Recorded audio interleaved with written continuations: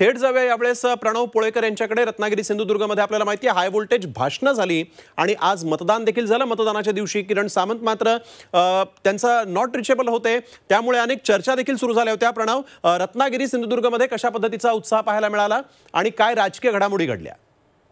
जर बघायला गेलो तर आपल्या या ठिकाणचा जर मतदानाचा विचार करायला गेलो तर 53.75% 5 वाजेपर्यंतचं मतदान होतं आणि हे मतदान जे आहे ते संध्याकाळच्या सत्रामध्ये वाढलेलं पाहायला मिळालं।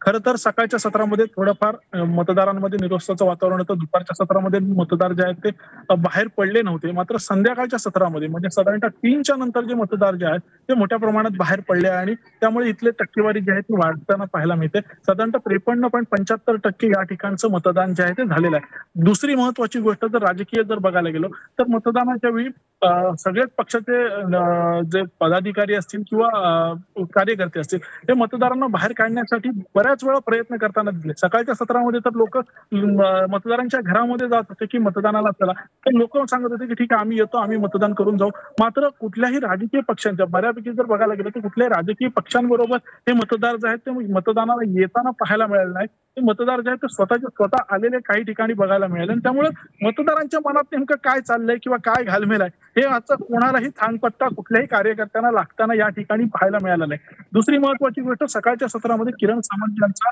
मोबाईल जो आहे तो नॉट रिचेबल झाला होता। त्यांनी आता जे आहे त्याच्या संदर्भात एक स्पष्टीकरण दिलेलं आहे, ते म्हणजे ते म्हणे की माझा सिम कार्ड जो आहे तो खराब झाला होता आणि ते आता याच पाली मतदार केंद्रामध्ये येऊन मतदान करून गेलेले आहेत आणि सिम कार्ड खराब झाल्यामुळे माझा जो आहे तो संपर्क होत नव्हता। मात्र मी मतदारांच्या संपर्कामध्ये होतो, माझे काही जे कार्यकर्ते त्यांच्या संपर्कामध्ये होतो आणि त्यांच्या संपर्काच्या माध्यमातून मी माझं काम जे आहे ते करत होतो, अशा पद्धतीचं त्यांचं म्हणणं आहे। त्यामुळं एकूणच कार्यकर्त्यांमध्ये त्यांचा फोन जो नॉट रिचेबल लागला त्याच्यामुळे संभ्रमाचं वातावरण जे आहे ते निर्माण झालं होतं असं बोललं जातं। मात्र आता त्यांनी या ठिकाणी आज पाली मतदार केंद्रामध्ये आले, त्यांनी मतदान केलं आणि ते आता निघून गेलेले आहेत। मात्र मतदानांची टक्केवारी जर बघतात ती 6 वाजेपर्यंत अजून आताच मतदानाची वेळ आहे ती संपलेली आहे, त्यामुळे अजून टक्केवारी येणं बाकी। मात्र 6 वाजता जी काही टक्केवारी येईल तर साधारणतः अंदाज बांधला जातो की 60 ते 62% मतदान जे जाईल अशा पद्धतीची माहिती जी आहे ती इथल्या अधिकाऱ्यांकडून देण्यात येते।